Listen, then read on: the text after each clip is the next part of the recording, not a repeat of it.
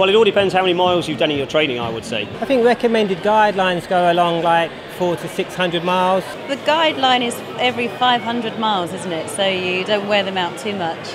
You should change your shoes after 500-600 miles if you're training for a marathon. 500 miles is a general rule of thumb. The reason for that is the cushioning starts to deteriorate.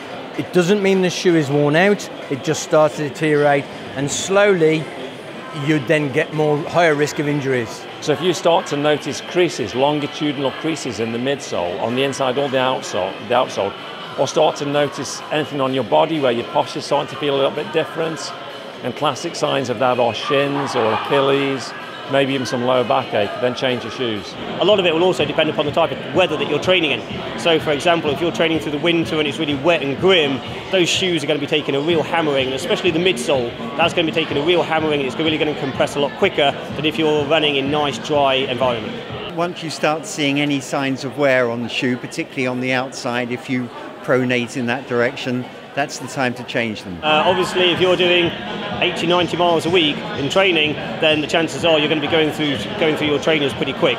If you can feel the ground through the soles, definitely change them. Get yourself down to a proper running shoe shop and get them looked at, and they'll be able to tell you how well they're wearing. You know, you may well be able to go through a couple of races off the same pair, or you may well find that after one race, then that's it, they're done. If they're wearing, if the soles are going, then maybe it's time to replace them, but definitely don't replace them just before the event.